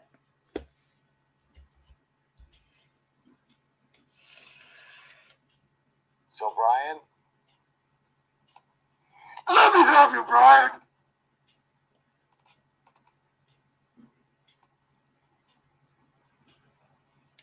What did you do? You're living it every night, aren't you, boy? Turn yourself in, Brian. Once in your life, be a man.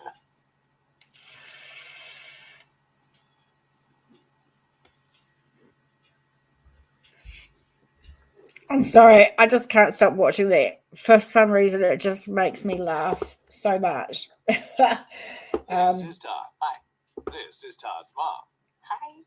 In a moment, I will Todd's skip mom this will ad be in your a son's moment. internet browsing. Funny as shit. I don't know. I can't stop watching it because I think it's so funny. Is that really bad? Okay, we're getting some cool ads. Hopefully after this ad, we'll get it once more. Oh no. So I don't actually know how to get out of here.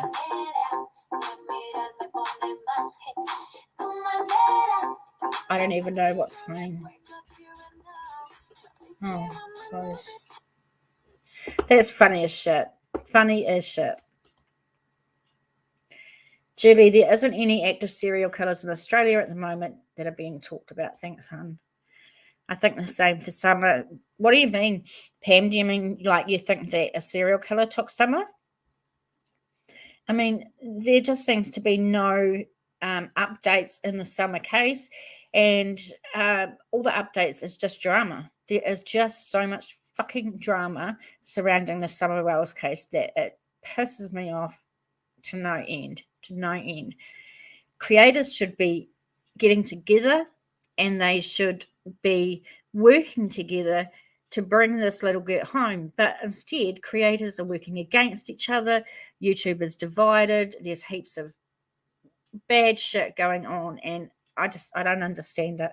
And because of it, I'm too scared to cover the Summer Wells case or look into it any further because I don't want to be harassed by other YouTubers for not having the right opinion, or something I say might be taken out of context. So it's really sad when I don't want to cover that case.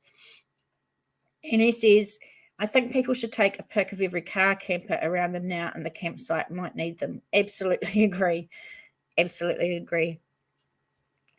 Pam says, yeah, her parents are slime balls, but that don't make them killers. Yeah, I think along the same lines, Pam. It was funny. We might watch it again soon, just because everyone needs a laugh.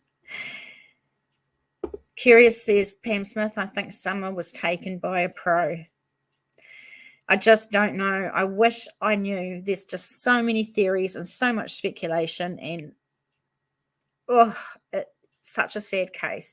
And it should be called it shouldn't be called Summer Wells now. It should be called Don Wells, because it's all about Don. He's not doing himself any good coming on YouTube. And we did show you, if you just arrived, that Don Wells does now have a YouTube channel, which is very interesting. So if you want to look at it, it's called Don Wells Family Official. He's got nearly 6,000 or about 5,500 subs, which is more than me. Just saying.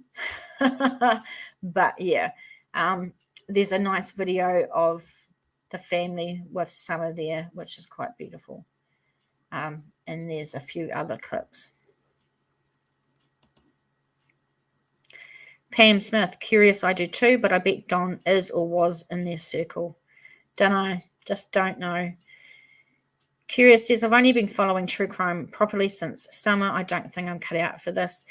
You sound cut out for it to me. I mean, we're just chatting and having our opinions and everything. So Curious, don't think that. I think you're doing great. And he says, the main thing with the Wells is that they never acted really upset that she even taken, like mostly humans would act. Just odd. Everybody acts differently. We know that when people are grieving, everybody acts differently, and we don't know until we're in that situation how we would react. But I mean, a lot of people think this way about Don, and a lot of people think the same thing about Brian Laundrie's parents, Chris and Roberta, because both of them are not handling things the way other people think they should be. They don't appear to be grieving like they should be, or they don't seem to be as upset as they should be, or how other people think they should be. I don't know. I've never been in this situation, so I can't say how I would feel. So I'm hoping I can get that one more time because I really like it. It blows my mind. Oh, it cracks me up. I don't know how I get it again. I've got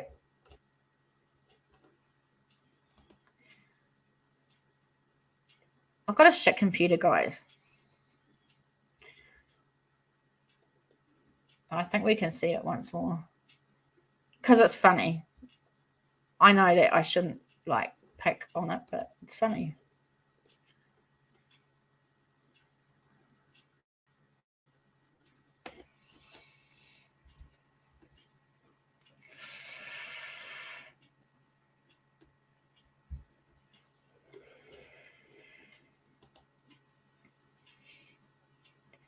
Pam, the boys acted scared to me. Yeah, they appeared a little scared to me as well, but we don't know why that was. That could be just because of the situation, that they were in and everything that was going on.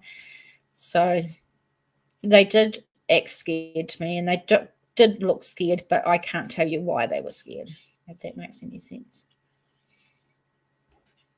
So come on. Brian? Oh. Let me have you, Brian!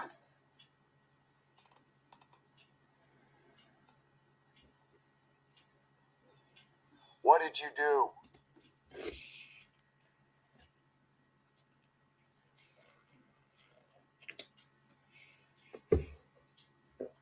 Oh, did I push something? Can stop him?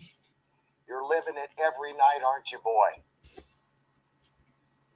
Turn yourself in, Brian. Once in your life, be a man.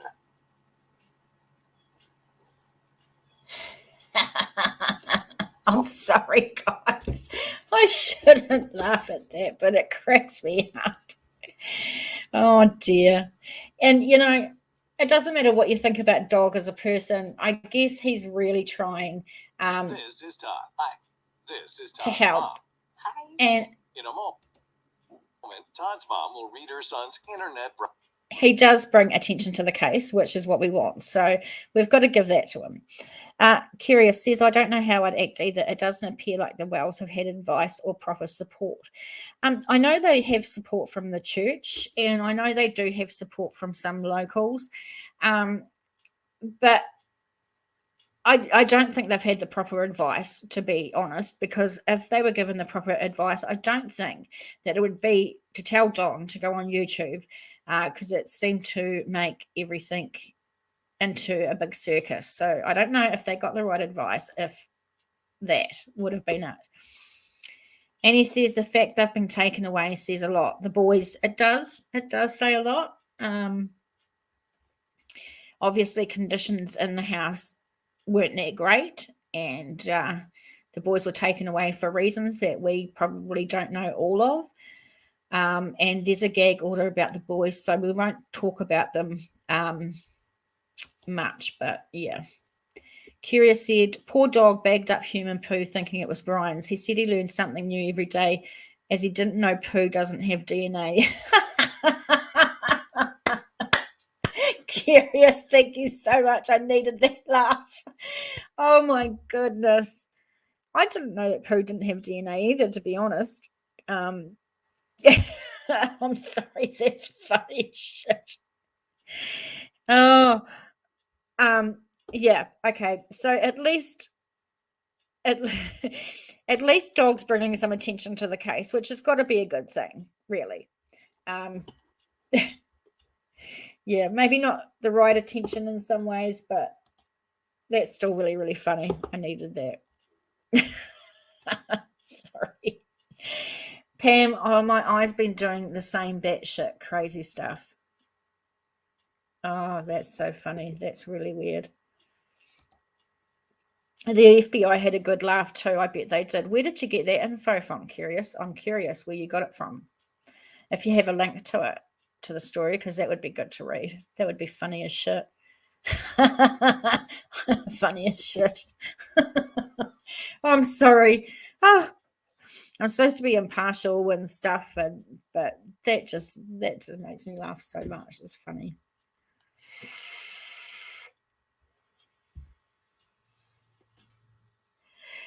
Oh wow! So it's been a good couple of hours.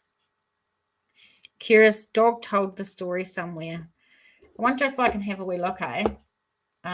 Let's get rid of some of the stuff because we've really looked at a few things today. So let's see if I can find Dog the Bounty Hunter. What would I put? Dog the Bounty Hunter finds poo? I don't know. Finds evidence. Let's see what that says.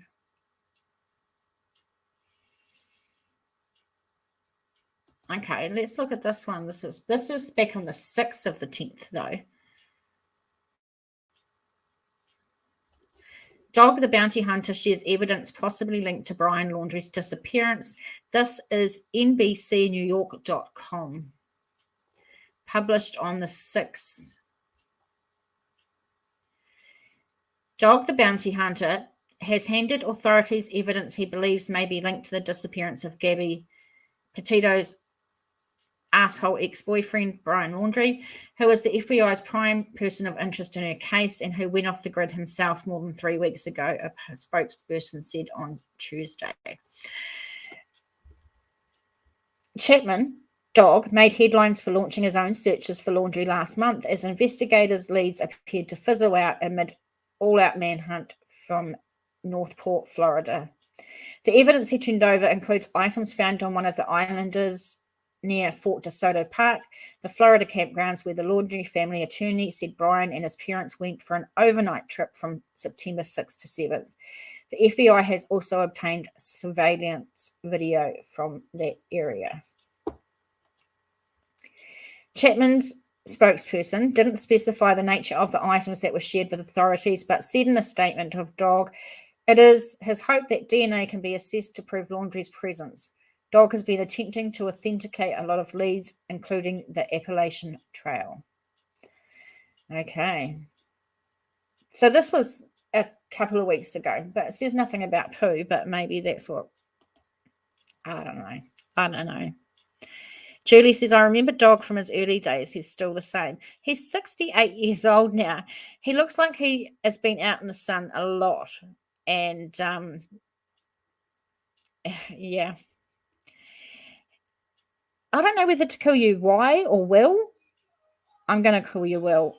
And in the background, my phone is going off, but we're just going to ignore it. And it is playing a song by Falling in Reverse called, that's a Rolling Stone. They can just call later. Has Dog ever actually caught anyone? Well, he had a really successful show called Dog the Bounty Hunter, and I think he caught a lot of people. I think he really did a lot. But I don't know. He seems to be barking up the wrong tree on this case for some reason. I just don't have that much faith in him in this case. But he's definitely in the past had some success on his shows. Can someone get rid of Joseph Joestar, please? So Happy Larry Millette was arrested today. Yes, we watched the news conference and some great news. I'm so thrilled that the Millette family has got some answers. Unfortunately, they still haven't found her body, and I hope that now that that dickhead has been taken into custody, that he will actually spill the beans and tell the family where Maya's body is so they can bring her home and lay her to rest. because it's a bittersweet thing, I think, for the family. You know what I mean? They've got some answers and someone's been held accountable for her obvious murder. But, you know, the body still hasn't been found. So let's hope that Dickhead spews it out and tells everybody. Curious says, I only heard about him since Gabby's case. Oh, real? Oh, I'm pretty sure you can like look up somewhere Dog the Bounty Hunter when he was on a program. And I've actually heard that he has another program that he's offered to networks. So there's a lot of speculation that he's doing this just to get some kudos and some clout for his new series that is coming out. But I haven't heard me, so I don't know. So just give me a minute. Oh.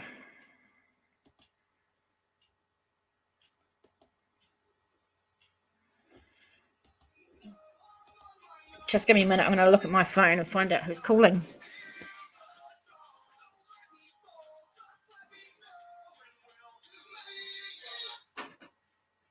Hello. Good. Yes.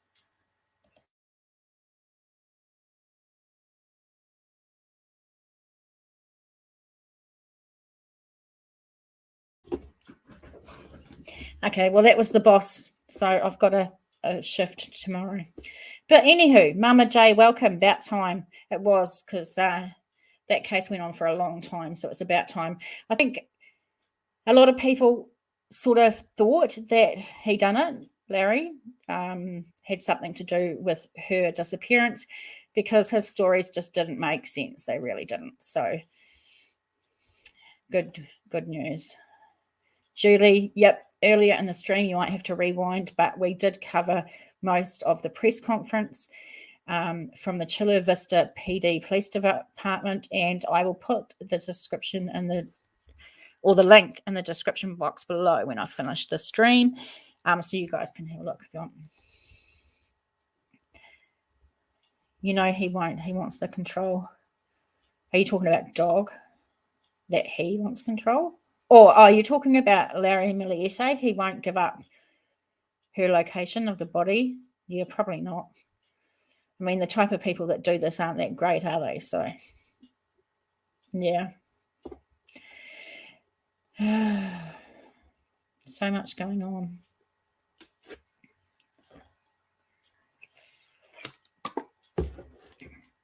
Well, it's been a couple of hours, guys. Yesterday, I had a day off work after working a few days, and I slept the whole day. And today, I really need to get stuck into some stuff around the house, because obviously now I'm working tomorrow, 10.5 hours. And I tell you what, I don't get much done when I'm working. Kimberly says, I mean, if you heard the recording of the loud noises coming from the house that night, I figured he would have been arrested sooner. Yes, I do remember that there were recordings, and there was some loud, it sounded like gunshots. Is that the one that you're meaning, Kimberly?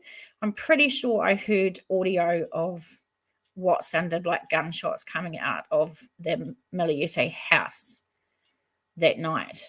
Correct me if I'm wrong.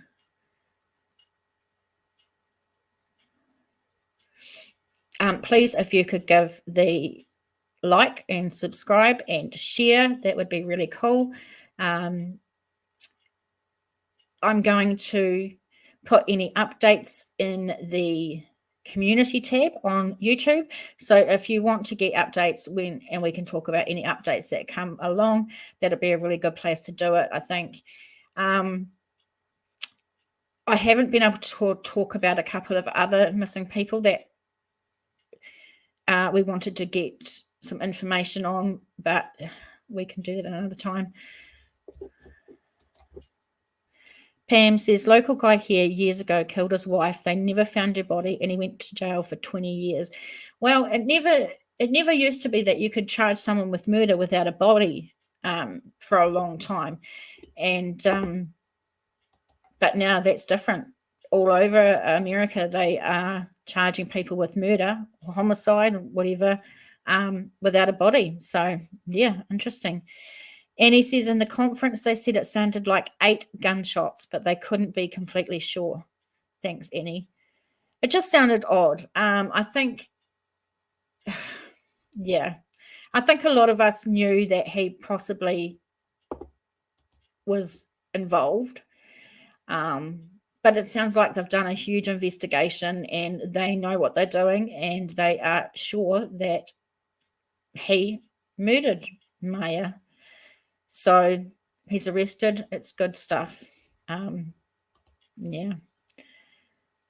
Pam says they did hear I was a teenager. So they've been doing it for a long time now. They've been able to prosecute people with no body for a long time now. So, yeah, let's hope they have success. And it will be very interesting when the trial comes up. And I don't know what the rules are over there about what court proceedings can be seen by the public or which ones can't. I think maybe the judge decides that. Steve even researched it. They think he fed it to the farm animals. Oh my God. That sounds awful. I don't want to think about that, Pam. That's not nice just to hear or think about. Hopefully, you know, he comes out and he says where she is so that she can be laid to rest. Her family and Maya deserve that. But we know these creeps aren't ones to actually come out and say where their bodies are, because they do want control, sadly. All right, I'm going to end it, guys. I've got a lot to do. I want to thank each and every one of you for being here. I love just having a small, awesome community where we can chat about things. It's really awesome. And I'm going to put some stuff in the description box below for links and stuff like that. Yeah, but thank you, guys. Keep up with the community tab on YouTube, because if there's any information updates, I will do it there and we can discuss them. Okay, bye, guys. It's been awesome to have you. Thank you very much.